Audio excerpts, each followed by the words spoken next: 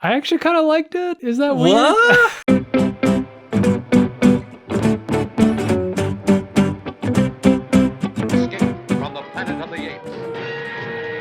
Welcome to Kyle and Dave vs. the Machine video edition. Today we are talking about Escape from the Planet of the Apes on the podcast. Definitely go check out our full conversation wherever you get podcasts from. But Dave, just as kind of an overview, what was your opinion of Escape from Planet of the Apes? Well,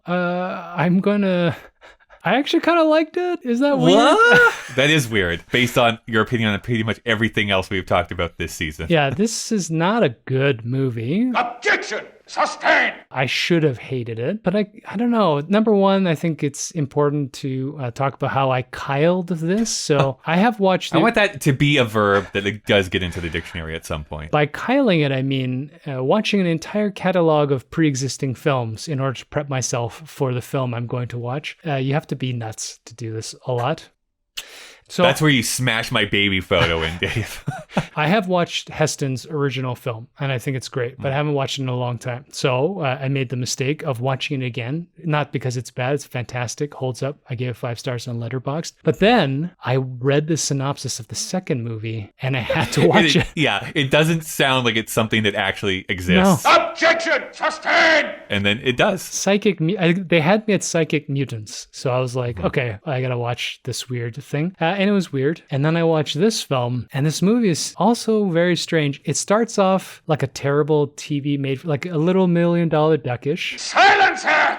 You go too far! It becomes sort of a almost philosophical ethics conversation. Given the power to alter the future, have we the right to use it? Am I defying God's will or obeying it? Am I his enemy or his instrument? And it ends a little bit like a Dirty Harry film. Yeah. So there's a lot of things it's a ride. mashed together. Yeah, it's a ride. And Ricardo Montalban's in it. I want every hand on the menagerie tent.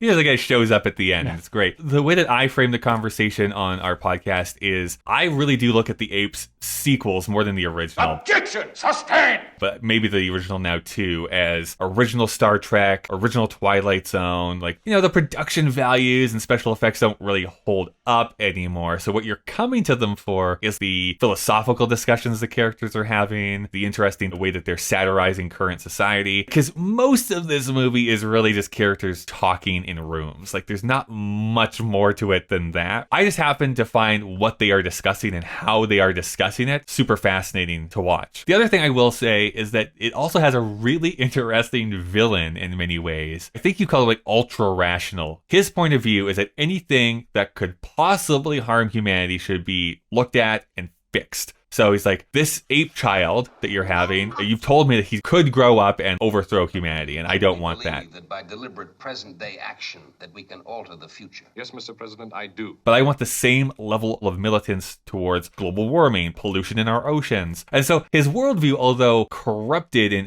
a weird way where he wants to go and kill a baby, still like does have like scientist. this, like any good scientist, kill that baby. There at least is somewhat of a moral framework he's putting around it. Again, flawed, but it makes sense to that character. I just find that eminently more fascinating than something like, I'm just evil for evil's sake and I'm going to do evil things. There's just something more to this character that you can't just immediately dismiss him. I mean, who can imagine that you would watch a film called Escape from the Planet of the Apes and talk about environmentalism, like nihilism, control of the future, ethics. You know, we bring it up in our audio podcast, you know, this Minority Report thing of precognition. Yeah. Are you guilty before you commit the crime? And we have like a particularly rational, what was the word I used? The president of the United States in this film is intelligent, diplomatic, rational. Assassination. We condone the attempted assassination of Hitler. Yes, but would we have approved killing him in babyhood when he was still innocent? Or killing his mother when he was still in her womb? Or slaughtering his remote ancestors? That doesn't exist anymore. And he's got these great perspectives for us to understand that you can't just see a newcomer from another planet and murder them just because they're different. We need to have a due course. We need to have a committee. We need to have congressional interviews to understand what their intents are. That's obviously not the world we live in anymore, but it makes this film very interesting to watch. And Otto, the evil German science advisor, like you said,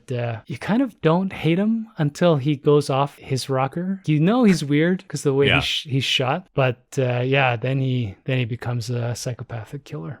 My God, stop him! Who doesn't? So that's what I mean. Like, a lot of lead. Does this movie hold up in the traditional sense of like, does it look good? Is there fascinating shots? Is the music particularly interesting? No. Is there amazing performances? No, for the majority of it. Although I do love Roddy McDowall and Kim Hunter in those central roles. I think they do a great job. All right, let's. Yeah, it's that all the other stuff that they add into this that I can't just be like, yeah, this is a piece of garbage. It's like, no, there's actually more to this than on first blush. And definitely, if you are a fan of the newer films that were being made, this movie influences those movies quite a bit. It has that bit of relevance to it as well. And again, we're Kyling this thing. Once you have the context of a film universe around it, this movie actually holds more weight than it should. If you are not a Ape Planet fan person, or you don't like Star Trek or Twilight Zone, you can't watch this movie because it is unwatchable. Yeah, you'll find it unwatchable. Objection! But if you like movies or shows where no matter how terrible the production values, they're asking you to think about weird shit that you normally don't want to talk about, this movie's got a lot of that underneath it. And it surprised me because I really should have not liked this movie. Yeah, it is pretty shocking where this actually ends up on our list. Although we'll see when we organize it here at the end of the season how things be in the land. top 10. So find out by going and listening to our full audio podcast where it did place ultimately on our list. Available anywhere you can get podcasts. Until next time, stay safe and don't kill any apes. Like, at least, unless it's the world at stake. Unless it's going to kill humanity in 2,000 years. Then kill all the ape babies you want. Yeah, I mean, you gotta think about, like, the children are the future, Kyle. The children are the future. I believe the children are our future. Yeah, that's how you end the episode.